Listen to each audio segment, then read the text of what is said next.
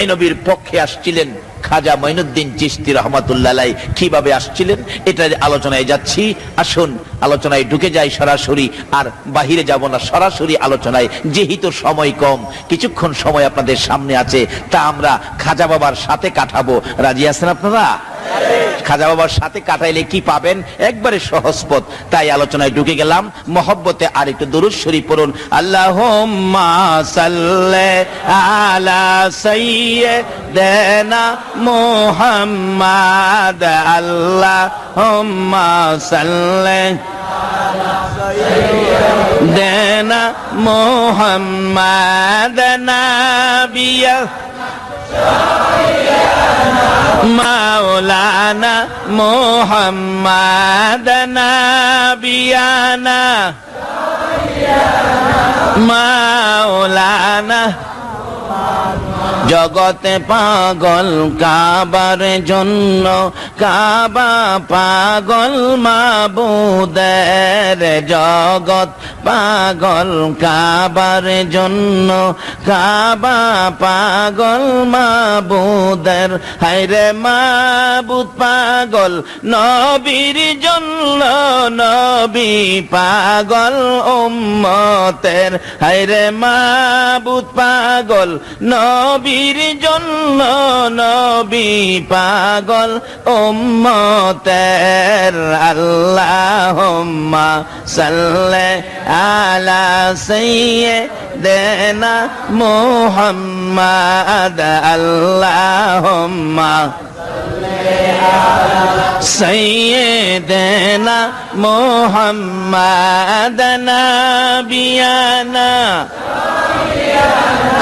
মাওলানা মুহাম্মাদ নাবিয়ানা মাওলানা।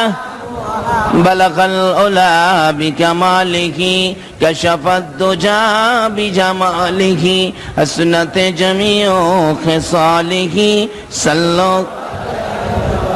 বাবার আসুন, এ নবীর পক্ষে গেলে কোরআন শরীফে আল্লাহ রাব্বুল আলামিন যারা এ নবীর পক্ষে গিয়েছেন তাদের বেলায় কোরআন শরীফে আমার আল্লাহ ঘোষণা দিয়েছেন, ইয়া আইয়ুহাল্লাযীনা আমানু দুখুলু ফিস-সিলমি কাফা। হে ঈমানদাররা, তোমরা পুরাপুরি ভাবে ইসলামে দাখিল হও, ইসলামে প্রবেশ করো। বলুন, ইসলামে পুরাপুরি প্রবেশ করতে গেলে নবীর পক্ষে না বিপক্ষে? ইসলামটা কি নবীর পক্ষে না বিপক্ষে? নবীর পক্ষে যারা, তারাই ইসলামের মধ্যে পুরাপুরি দাখিল। আবার হাদিস শরীফে রাসূল বলছেন, মাল্লাহুল মাওলা ফালাহুল কুল।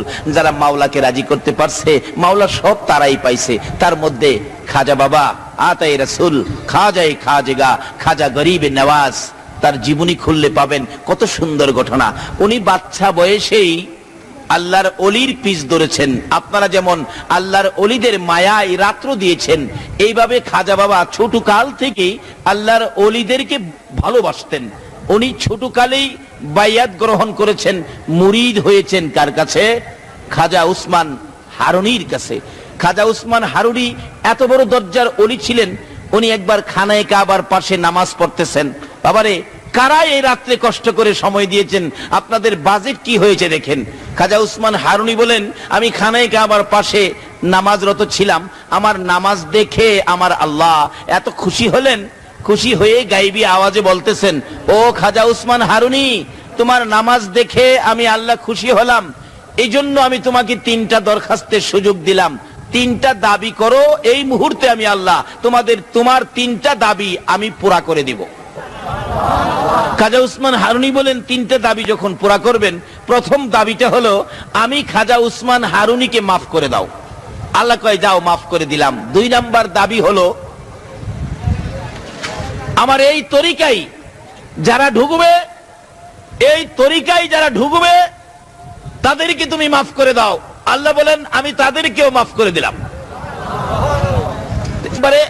নিজের জন্য, 2 নম্বরে ভক্তবৃন্দের জন্য, 3 নম্বরে রাখতেছেন চোখের পানি ছেড়ে দিয়ে, মাবুদ, আমার নবী যে উম্মতের জন্য না খাইয়া পেটে পাথর বাঁধছে, উহুদের জমিনে দাঁত ভেঙেছে, তাইবের জমিনে রক্ত দিয়েছে, তথাপি নবী উম্মতি উম্মতি বলে কাঁদছে। বলুন, নবী শত ব্যথার পরেও আমার ব্যথাই নবী কাঁদছে কিনা? কত কান্দা নবী কাঁদতেন। পেটের খিদা, এক সাহাবী বলেন, আমি দেখি পেটের খিদায় নবী হাঁটতে পারে না, হেলে ডোলে নবী পড়ে যায়। সাহাবী ধরে বলতেছেন, ইয়া রাসূলুল্লাহ, আপনার পেটে বুঝি খিদা, আপনি এইভাবে কষ্ট করে হাঁটতেছেন? নবী চোখের পানি ছেড়ে দিলেন, সাহাবী রে, আমার পেটে খিদা রে, তারপরে কষ্ট করে হাঁটতেছেন, বসুন আমার বাড়িতে আসুন। সাহাবী নবীজিকে ঘরের মধ্যে বসাইয়া বাড়ির ভিতরে ঢুকে চোখের পানি ছেড়ে দিয়ে কান্দে, বিবি গো, এই খাবার আমি কার জন্য রাখবো গো? আমার নবী তো হাঁটতে পারে না, নবীর কষ্ট হয়। রে বিবি, রুটি বানারে, গোস্ত পাকারে, নবীকে খাওয়াবো। রুটি গোস্ত নবীজির সামনে দিলে আমার নবী চোখের পানিগুলো জর্জর করে ছেড়ে পকেট থেকে রুমাল বাহির করে রুমালটা বিছাইয়া রুটি নিজের মুখে দেয় না, এই রুমালগুলো বিছাইয়া রুটি আর গোস্ত রুমালের মধ্যে প্যাকেট করে নবীজি প্যাকেট করে বাহির হয়ে যাচ্ছে। সাহাবী আরজ করে, ইয়া রাসূলুল্লাহ, এত খিদা নিয়ে আপনি খাইলেন না রুটি গোস্ত, প্যাকেট করে কোথায় যাবেন? আমার নবী বলেন, সাহাবী রে, আমি নবী 3 দিন পর্যন্ত পেটে খাবার নাই, তারপরও আমি নবী পেটের খিদার কথা ভুলে গেলাম। আমি খবর পাইছি রে, আমার হাসাইন আর হুসাইন না খাইয়া দিন কাটায়, আমার ফাতেমার চুলাই বলে 7 দিন পার হয়ে গেছে, আগুন জ্বলে না। রুটি গোশত লইয়া আমার নবী খাতুনে জান্নাত ফাতেমাতুল জাহরার ঘরের দরজায় আওয়াজ দিলে ফাতেমা শুধু কান্দে, দরজা খোলে না। অনেকক্ষণ পর জবাব দিলেন, বাবা গো, আমি এত ব্যথাই ব্যতীত সহ্য করতে পারি না। দরজা খুলে দিলেন, মা কেন কান্দো বাবা? 7 দিন হলো আমার চুলায় আগুন জ্বলে না, তাহলে কান্দো কেন? এই নাও, আমি নবী তোমার জন্য রুটি গোশত নিয়ে আসছি। ফাতেমা রুটি গোশত হাতে নিয়ে কান্দে, বাবা গো, এই রুটি গোশত আমি কেমনে খাবো গো বাবা? তোমার 2টা আদুরের নাতি ইমাম হাসাইন আর হুসাইন পেটের খিদা লইয়া গলা কাটা মুরগির মতো লাফাইয়া লাফাইয়া কান্দে গো বাবা। পেটের খিদায় কানতে কানতে বারবার আমার কাছে আইসা আমাকে বিরক্ত করত। আমি একেবারে বিরক্ত সহ্য করতে পারি না। এক পর্যায়ে রাগ হইয়া গো বাবা, আমার 2টা কলিজার টুকরা সোনার পুতুল হাসাইন আর হুসাইনের 2 গালে আমি 2টা থাপ্পড় মারছি গো বাবা। তোমার 2টাই আদরের নাতি থাপ্পড় খাইয়া জংলাই বসে বসে কান্দে। হাসাইন আর হুসাইন 2 ভাই গলাগুলি করে কান্দে আর বলে, আমি শুনে আসছি। হুসাইন বলতেছে, ও ভাই হাসাইন, মায়ের কাছে আর যাব না রে, চল আমরা পেটের খিদা লইয়া নানার কাছে যাই। এইভাবে যারা কষ্ট করেছে, তারপরও নবী উম্মতের কথা বলে নাই। ওই কষ্টের 2 আদুরের নাতি উম্মতের নাজাতের জন্য কুরবানি পর্যন্ত দিয়েছে। বলুন, এই নবীকে ভালোবাসা দেওয়া, এই নবীর পক্ষে থাকা আমাদের দরকার আছে কিনা? আজকে এই নবীকে না চিনার কারণেই বিশ্বজুড়ে মুসলমানদের উপর বিপদ। বলতেছিলাম, এই নবীর পক্ষে গিয়েছেন খাজা মঈনুদ্দিন, নবীর পক্ষে যাবে যারা আল্লাহর পক্ষ পাবে তারা। খাজা উসমান হারুনি ডাকতেছে, মাবুদ গো, যেই নবী এত কষ্ট উম্মতের জন্য করেছে, এত কান্দা উম্মতের জন্য কেঁদেছে, মাবুদ 3 নাম্বার দাবি তুমি পুরা করবা, কথা দিয়েছো। আমি আরেকটা দরখাস্ত 3 নাম্বারে নিয়ে গেলাম, আমার আখিরি নবীর সকল গুনাহগার উম্মতের তুমি আল্লাহ মাফ করে দাও। আল্লাহ কয়, ও পাগল, যেই দাবি করছস এটা তো সম্ভব না। কেন? তুমি না বলছো? কি বলেন? আল্লাহ কি বলে নাই 3টা পুরা করবে? তুমি তো বলেছো 3 নাম্বার দাবি পুরা করবা, আমি মানি না, দিতে হবে। এটা অন্য নবীর উম্মতের আবার এই সাহস নাই। একমাত্র এই কিসিমের দাবি করতে সাহস পায় আখিরি নবীর উম্মতেরা। জোরে বলুন সুবহানাল্লাহ। এটা শুধু এই দেশে না তো, হাসরের ময়দানেও গিয়া দাবি করব। এমন এক ঘটনা ঘটবে, হাসরের দিন আমার আল্লাহ বিচারের কোর্ট নিয়ে বসবেন। তো বিচারের সিরিয়ালে আখিরি নবীর উম্মত, আল্লাহ ডাক দিবেন, এই কেরামত আলী এদিকে আয়, নামাজ পড়ছিলে? না না, আমি নামাজ পড়ার সময়ই পাই নাই। রোজা রাখছিলি? না, আমার তো গ্যাস্ট্রিক আছিল।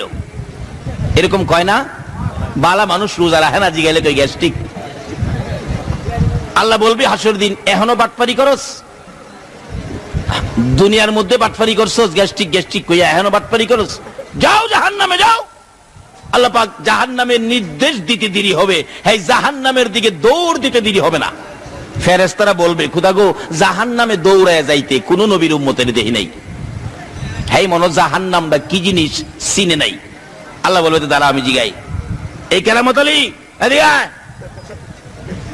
আখিরি নবীর উম্মত এদিকে আয়, হাসরের দিন এই ঘটনাটা ঘটবে। তুই দৌড়ে কই যাইতেছস? কো আল্লাহ আপনি আমারে কই যাইবার লেগে কইছেন? কো আমি তো তোরে জাহান্নামে যাইবার লেগে কইছি। কত আমি তো জাহান্নামেই যাইতেছি। কইতে তুই জাহান্নামে যে দৌড়ায় যাইতেছস, জাহান্নাম কি জিনিস চিনছস? কই দেহি নাই কোনোদিন, শুনছি আলেম উলামারা বলছে এর মধ্যে আগুন আছে, সাপ বিচ্ছু আছে, তারপরেও তুই দৌড়ায় যাইতেছস যে কেউ তো দৌড়ায় যায় না। ওই আখিরি নবীর উম্মত বলবেন, প্রভু গো শোনেন দৌড়ায় কেন যাইতেছি? দুনিয়াতে আপনি আমাকে 70 বছর হায়াত দিয়েছিলেন, 70 বছরের মধ্যে আপনার একটা কথাও আমি মানি নাই।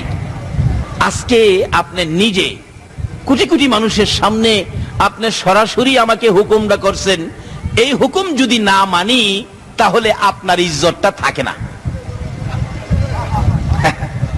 এটা আখিরি নবীর উম্মতে পারবো, অন্য নবীর উম্মতের এই সাহসই নাই। ও খোদা 70 বছরে একটা হুকুম মানি নাই, আজকে কোটি কোটি মানুষের সামনে আপনি নিজে হুকুমটা করলেন, এইটা যদি আমি না মানি আপনার ইজ্জতটা থাকে না। ভাবলাম আপনার ইজ্জতটা থাক, আমি জাহান্নামেই যাই। ফেরেশতারা কইব, খোদা গো হেই দি কথার কায়দা জানে? আল্লাহ বলবে, হ্যাঁ কে চিনোস? হেই আমার আখিরি নবীর উম্মত। জোরে বলুন সুবহানাল্লাহ। এটা বিশ্বকাপের খেলোয়াড়, আল্লাহু আকবার বলুন। আল্লাহ বলেন আমার বিশ্ব নবী ফাইনাল নবীর ফাইনাল উম্মতের খেলা দেখা হবে, করা খেলা। আর একটা খেলার ঘোষণা আমার আল্লাহ নিজে দিয়েছেন। আল্লাহ বলেন আমার এই ফাইনাল নবীর ফাইনাল উম্মত, এই ফাইনাল উম্মতের খেলা হবে এই দুনিয়াতে, আর ফাইনাল নবীর খেলা হবে আখিরাতে। আপনারা কোরআন শরীফে শুনেছেন, দেখেছেন মিজানের পাল্লার ঘটনা। বলুন হাসরের দিন মিজানের পাল্লা দিয়ে মাপ দেওয়া হবে কেন? আচ্ছা আল্লাহ কি মাপ ছাড়া আমাদের হিসাব জানে না? ফেরেশতা আমাদের কাঁধে আছে না? তারাই তো রিপোর্ট দিবে ফাইনাল। নাকি তাদেরকে কিছু টাকা পয়সা দিলে বেশ কম লেখে? বেশ কম লেখলে আমাদের বাঙালির চরিত্রে আছে, কিন্তু ফেরেশতার চরিত্রে বেশ কম লেখার কোনো সুযোগ নাই। তাদের এই আমল নাই, যা করি তাই লিখতেছে। এরপর আল্লাহ নিজেও সব জানে, তারপরে মিজানের পাল্লা বসাবেন কেন? যদি আপনি প্রশ্ন করেন শরীয়তের দৃষ্টিতে, আল্লাহ পাক এই জবাব দিবে, মারফতে আসো বুঝে নাও কিভাবে। যেই দরজায় যেই মাটি খেলে আল্লাহর ওলিরা ওলি হয়েছেন, আল্লাহ পাক মারফতের দরজায় জবাব দিবেন। এখানে মিজানের পাল্লা বসানোর কারণ হলো আমি আমার হাবিবকে, ফাইনাল নবীকে হাসরের ময়দানে সকল সৃষ্টির সামনে আমি ফাইনাল খেলা দেখাবো। আমার নবী হাসরের ময়দানে খেলা দেখাবেন, কি খেলা? মিজানের পাল্লা। যদিও আল্লাহ জানে মাফের কোনো প্রয়োজন পড়ে না, কিন্তু পাল্লা বসাবেন, মাপ শুরু হবে। আখিরি নবীর সিরিয়াল, আখিরি নবীর উম্মত মাপ দিতে গিয়ে নেকির পাল্লায় উঠাবেন, নেকির পাল্লা হালকা হয়ে যাবে, গুনার পাল্লা ভারী হয়ে যাবে। এমনি সময় মাপের ফেরেশতারা আফসোস করবে, হায় হায় জীবনে কি করলেন, জীবনে কি করলেন, আজকে তো আপনি জাহান্নামী হবেন। তখন আপনি নেকির পাল্লা হালকা থাকবে, চোখের পানি ছেড়ে কাঁটার দিকে তাকিয়ে থাকবে না। ভাগ্যটা খারাপ হয়ে গেল, হায় রে আমাদের দরদি নবী জানি কই আছে, যদি আজকে আমার নবী থাকতো আমার এই পুরা কপাল হইতো না। এমনি সময় কোত্থেকে যেন আমার নবী পাগল পাগল হইয়া পাখির মতো উইরা এসে মিজানের পাল্লার কাছে, আল্লাহু আকবার বলো, মিজানের পাল্লার কাছে যাইয়া আমার নবী এই আঙ্গুল মুবারক নেকির পাল্লার মধ্যে লাগাবেন। নেকির পাল্লা এত ভারী হবে রে, 7 আসমান 7 জমিন যদি থাকতো, আল্লাহর আরশ কুরসি লৌহ কলম সহ 7 আসমান 7 জমিন সহ যদি ওই গুনার পাল্লায় তুলে দেওয়া হতো, এই নেকির পাল্লার সাথে ওজনে আর কুলাবে না। ওই লোকটা চোখের পানি ছেড়ে ডাক দিবেন, তুমি কে গো? আমার এই মহা বিপদে আমার বিপদ থেকে উদ্ধার করে দিলা। আমার নবী ডাকবে, উম্মতেরা রে চিনলি না? আমি নবী উম্মতের কান্ডারি, গুনাহগারের বন্ধু রে, আমি নবী মুহাম্মাদুর রাসূলুল্লাহ। এবার আমার আল্লাহ বলবেন, ও ফেরেশতারা মাপের খবর কি? আল্লাহ কি জানে না খবর কি? জানে না? এই ফেরেশতারা মাপের খবর কি? ফেরেশতারা জবাব দিবেন, আল্লাহ মাপ দিয়েছিলাম, গুনার পাল্লা ভারী নেকির পাল্লা হালকা। তারপর আপনার বন্ধু এসে আঙ্গুল মোবারক লাগাইয়া নেকির পাল্লা ভারী করেছে, গুনার পাল্লা হালকা করেছে। আমার আল্লাহ বলবেন, দে দে জান্নাতে পাঠাইয়া দে। আরেকজনকে উঠাবেন মাপ দেওয়ার জন্য, নেকির পাল্লা হালকা গুনার পাল্লা ভারী। আমার নবী পাঞ্জাবির পকেট থেকে এক টুকরা কাগজ এই পাল্লার মধ্যে ছেড়ে দিবেন, নেকির পাল্লা ভারী হবে, গুনার পাল্লা হালকা হবে। আমার আল্লাহ জিজ্ঞেস করবেন, ফেরেশতারা রে মাপের খবর কি? ফেরেশতারা বলবেন, আল্লাহ মাপের খবর জিগাইয়া লাভ কি? গুনার পাল্লা যদি ভারী হয়, নেকির পাল্লা যদি হালকা হয়, তোমার বন্ধু এসে আঙ্গুল মোবারক লাগাইয়া নেকির পাল্লা ভারী করে দেয়। নেকির পাল্লা যদি হালকা হয়, তোমার বন্ধু এসে এক টুকরা কাগজ দিয়ে নেকির পাল্লা ভারী করে দেয়। আর মাপের খবর জিগাইয়া লাভ কি? মাপ দেই একটা, তোমার বন্ধু করে দেয় আরেকটা। জোরে কোন সুবহানাল্লাহ। মাবুদ মাপের খবর জিগাইয়া লাভ কি? আমরা মাইপা বাড়ি করি একটা, তোমার বন্ধু দেয় আরেকটা।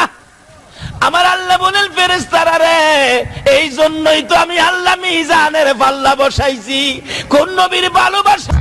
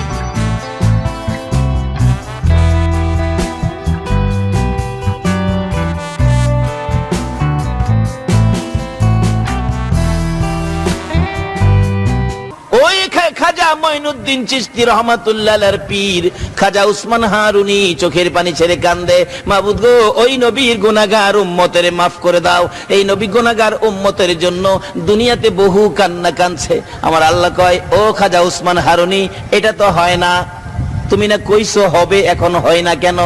ও উসমান হারুনি, এটা যদি করে দেই আমি আল্লাহর খেলাই শেষ, খেলাই থাকবে না। তাইলে তুমি না বলছো দাবি করলে 3 নাম্বার দাবি পুরা করবা। আমার আল্লাহ কয়, যাও, পুরাপুরি করলাম না, কিছু করলাম, কিছু কি করলা শুনতে চাই। রে খাজা উসমান হারুনি, তুমি যতদিন দুনিয়ায় বেঁচে থাকবে, যত ওয়াক্ত নামাজ তুমি খাজা উসমান হারুনি আদায় করবে, প্রত্যেক ওয়াক্ত নামাজের বিনিময়ে আমার বন্ধুর গুনাহগার উম্মতের মধ্য থেকে এক এক ওয়াক্তের বিনিময়ে 30,000 উম্মত করে আমি আল্লাহ মাফ করে দিলাম। তাইলে এই দলে থাকলে মাপ পাইবেন না ওলিদের বিরোধিতা করলে মাপ পাইবেন? এই দলে থাকতে রাজি আছেন? বলুন, পৃথিবীর জমিনে, খাস করে বাংলাদেশের জমিনে আমরা ইসলাম পেয়েছি, কালিমা পেয়েছি কার কাছ থেকে? আল্লাহর ওলিদের কাছ থেকে। বলুন, কার কাছ থেকে? আরো জোরে বলুন। এই দেশের জমিনে ইসলাম এনেছে হযরতে শাহজালাল ইয়ামিনী রহমাতুল্লাহ আলাইহি। এটা কি অস্বীকার করতে পারবেন? তাহলে এখন কেন আপনারা ওলিদের বিরোধিতা করেন? যাদের দ্বারা আমরা ইসলাম পেয়েছি, কালিমা পেয়েছি, আল্লাহ আল্লাহ রাসূল চিনার রাস্তা পেয়েছি, তাদের সাথে দুশ্মনী কেন? যদি তাদের সাথে দুশ্মনী না করে তাদের পক্ষে থাকেন, দেখুন না কি লাভ, কি সুবিধা। আমি সংক্ষেপে আলাপ। খাজা উসমান হারুনি একদিন দেখে খাজা মঈনুদ্দিনের দিকে তাকায়া, হাই হাই, আমার মঈনুদ্দিন অল্প বয়সে, বাচ্চা বয়স, অল্প বয়সে বেলায়েত স্তরে পৌঁছে গেছে।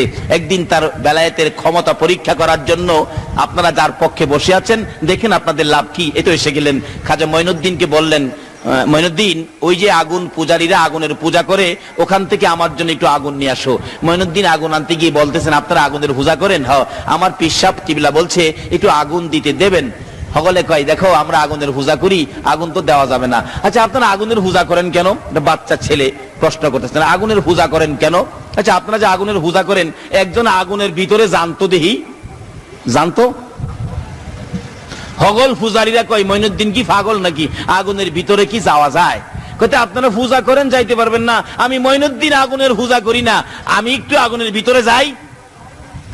হগল আগুন পূজারীরা কয়, বাবা যাইও না, পুরে ছাই ছাই হয়ে যাইবা। খাজা মঈনুদ্দিন কয়, দেখি আগুনের ক্ষমতা আছে কিনা আমারে পুরাইবার, আমি একটু ভিতরে যাই। খাজা মঈনুদ্দিন আস্তে আস্তে আগুনের ভিতরে ঢুকছে, ভিতরে গিয়া দাঁড়ায় রইছে।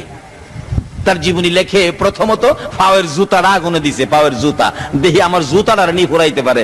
দেখে জুতা আগুনের ভিতরে দিলে জুতার আবার বাহির করে দেহে জুতারের রং দিয়া দিছে। এই পূজারীরা কিসের পূজা করস? একজন যাস না ভিতরে? কই সম্ভব না। কইতে, আমি যাই। মঈনুদ্দিন ভিতরে গিয়ে দাঁড়ায় রইছে। অথচ নমরুদ যখন আগুন করে ইব্রাহিম খলিলকে আগুনে দিয়েছিলেন, আমার আল্লাহ নোটিশ করেছে আগুনকে, এই আগুন ঠান্ডা শান্তিদায়ক হয়ে যাও, আমার ইব্রাহিম তোমার মধ্যে, যাতে ইব্রাহিমের কোনো ক্ষতি না হয়। অথচ আমরা আখিরি নবীর উম্মত, খাজা মঈনুদ্দিন আমানত হলো ফিসসিলমি কাফার মধ্যে ঢোকার কারণে আগুনে ঢোকার সাথে সাথে বিনা নোটিশে আগুন ঠান্ডা ফুল বাগান হয়ে গেছে। অনেকক্ষণ দাঁড়িয়ে আছে খাজা মঈনুদ্দিন, যার পক্ষে আপনারা বসে আছেন, দাঁড়িয়ে আছেন। এই পক্ষটা গেলে কি লাভ? তারপরে সামনে বাড়ছি, এবার দাঁড়িয়ে আছে। কিছুক্ষণ পর আগুন দেখে তার গায়ে ধরে না। আগুন কয়, ধরতাম তো, যে নবীর উম্মত হয়ে আইসো, এই নবীর উম্মতের আমি আগুনের ধরার সাহস? দুনিয়ার আগুন কেন, জাহান্নামের আগুন পর্যন্ত ধরার সাহস নাই।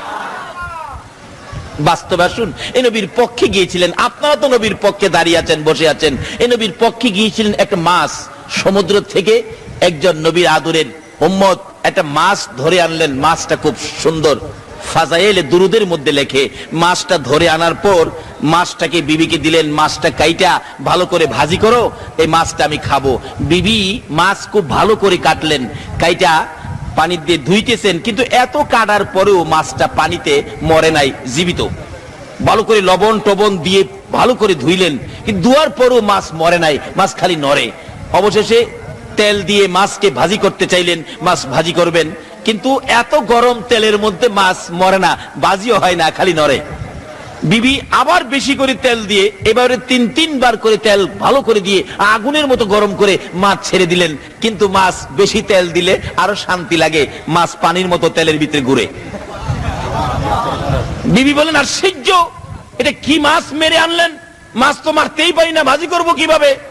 এবার ওই লোকটা বলতেছেন, দাও তো, এটা নবীজির কাছে নিয়ে যাই। ইয়া রাসূলুল্লাহ, এই মাছটা ধরে আনলাম, মারলাম, কাটলো, ভাজি করলো, কিন্তু মাছ তো ভাজি হয় না, মরে না, জীবিত, বুঝতেছি না। এত গরম আগুনের তেলের মধ্যে দিল, কিন্তু মাছ তো ভাজি হয় না। এমনি সময় জিবরাইল এসে বলেন, ইয়া রাসূলুল্লাহ, এই মাছটা যখন এই লোকটা মারছিল, ওই মাছ তখন আপনি নবীর উপর দুরূদ শরীফ পড়তেছিল। হুজুর, জানিয়ে দেন, আপনার পক্ষে থাকার কারণে, আপনি নবীর ভালোবাসায় দুরূদ পড়ার কারণে গো নবী, এই মাছটাকে আইনা কাটলেন, কাটার পরও মরে না, লবণ দিয়ে ধুইলেন, তারপরও মরে না, তেলে ভাজি করলেন, তারপরে মরে না। এই দুনিয়ার আগুন দিয়ে লাল লাল করে তেল ওই মাছ ছেড়ে দিয়েছে, মাছ মরে না, আগুন তার গায়ে ধরে না। নবী গো, আপনি জানিয়ে দেন, আপনি নবীর পক্ষে যারা থাকবে, আপনি নবীর উপর দুরূদ ও সালাম যারা পাঠ করবে গো নবী, এই দেশের আগুন কেন, জাহান্নামের আগুন পর্যন্ত ধরবে না। সেই নবীর পক্ষে ছিলেন খাজা মঈনুদ্দিন। আল্লাহু আকবার বলো। খাজা মঈনুদ্দিন চিশতি রাহমাতুল্লাহ আলাইহি সেই নবীর পক্ষের মেহমান ছিলেন, আগুনের ভিতরে ঢুকে আছেন, কিন্তু আগুন খাজা মঈনুদ্দিনের গায়ে লাগে না। মঈনুদ্দিন বলেন, আমার গায়ে তো আগুন ধরে না, দেখি তো আমি মঈনুদ্দিনের পক্ষে যদি কেউ আসে। আপনারা কি মঈনুদ্দিনের পক্ষে থাকতে রাজি আছেন? এখন মঈনুদ্দিন প্রমাণ করতেছেন, আমি মঈনুদ্দিনের পক্ষে যদি কেউ আসে তাকে আগুনে ধরে কিনা। এক হিন্দু ভদ্রলোক, আগুন পূজারী হিন্দু ভদ্রলোকের একটা বাচ্চা কুলে নিয়ে দেখতেছিল ঘটনাটা। খাজা মঈনুদ্দিন আবার বাহির হইয়া ওই হিন্দু ভদ্রলোকের কুল থেকে বাচ্চাটা টান দিয়ে আইনা নিজের কুলে নিয়া ওই আগুন পূজারী হিন্দু ভাইয়ের বাচ্চা সহ আবার আগুনের ভিতরে ঢুকলেন। হগল আগুন পূজারীরা কয়, আরে মরছে মরছে, খাজা মঈনুদ্দিন মরতো, আমাদের বাবুর ফুলাটা কেন নিল? হাই হাই, এই বাচ্চাটাকে কেন নিয়ে মারলো? অনেকক্ষণ পরে খাজা মঈনুদ্দিন বলতেছে, আল্লাহ আমারও তো আগুনে ধরে না, আমার পক্ষে যদি কেউ থাকে তাকে ধরে কিনা প্রমাণ করলাম। দেখে তার গায়েও, এই হিন্দু বাচ্চাদের গায়েও আগুনে ধরতে পারে না।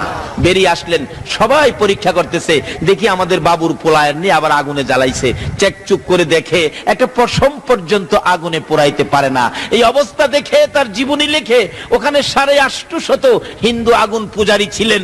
এই অবস্থা দেখে 850 আগুন পূজারী খাজা বাবার হাত ধরে কালিমা পড়ে মুসলমান হয়ে গেলেন।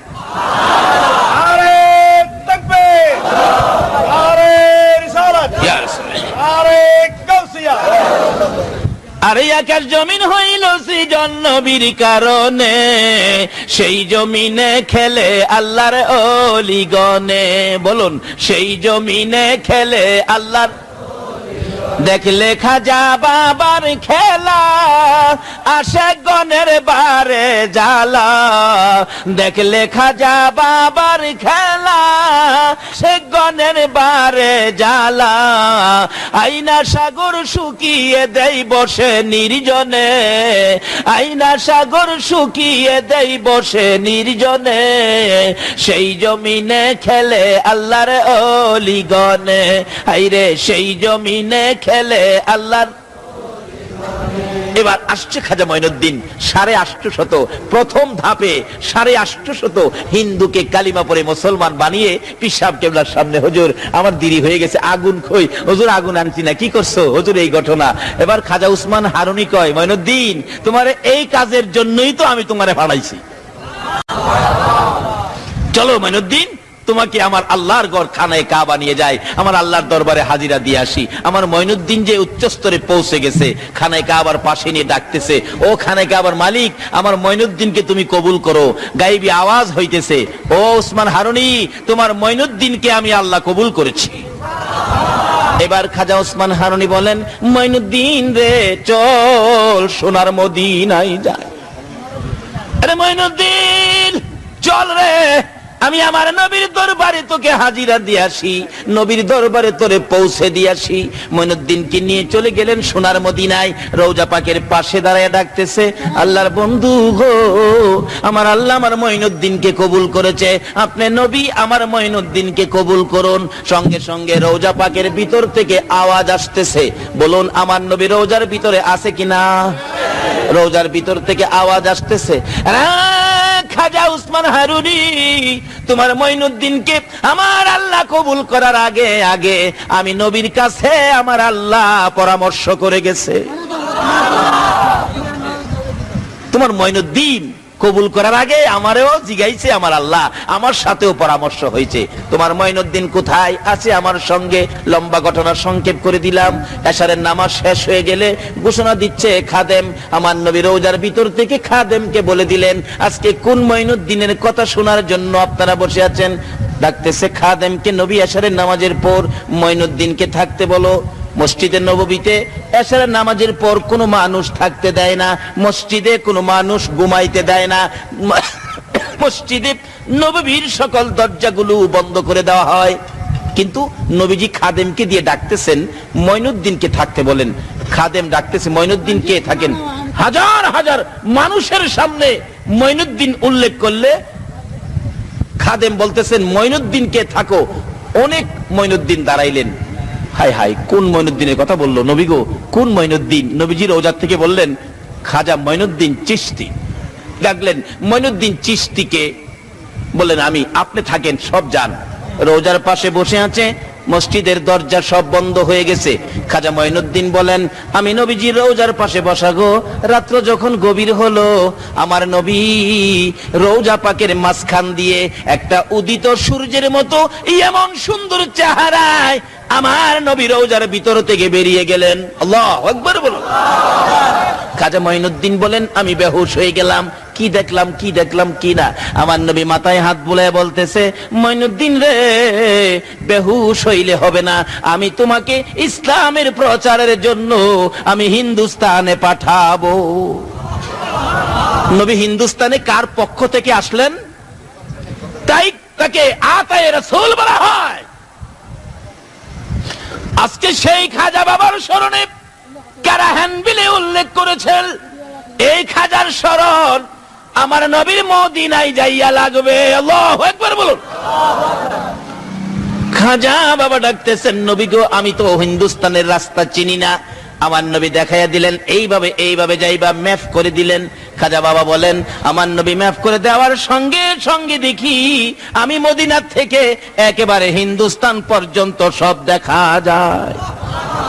আইসা পৌঁছে গেলেন হিন্দুস্তানের জমিনে। লম্বা ঘটনা সংক্ষেপ করে দিলাম, শেষ পর্যায়ে রাত্র শেষ। খাজা মঈনুদ্দিন চিশতি রহমাতুল্লাহ আলাইহি এসে গেলেন হিন্দুস্তানের জমিনে। এসে পিত্তিরায়ের বাড়ির কাছাকাছি, রাজা পিত্তিরায়ের বাড়ির কাছাকাছি এসে উনি আস্তানা গাড়লেন। পিত্তিরাই কয়, ওই এক মুসলমান ফকির নাকি আসছে, আমার এখানে বসতে চায়, যেখানে আমি ঘোড়াগুলি বাঁধি, আমার ঘোড়ার জায়গার মধ্যে সে বসতে চায়, তাকে এখান থেকে তাড়িয়ে দাও। অনেক লোকজন আসলেন পিত্তিরায়ের পক্ষ থেকে, এই মঈনুদ্দিন এখান থেকে সরে যান। মঈনুদ্দিন বলেন, বাবা রাগারাগি করো কেন? আমি তো রাগারাগি করি নাই। আচ্ছা বসেন, আপনারা বসেন। যারা আইছিল মঈনুদ্দিনকে তাড়াইয়া দিত, মঈনুদ্দিন তাদেরকে বসাইলেন। একটু পরে কো, আপনারা জানগা।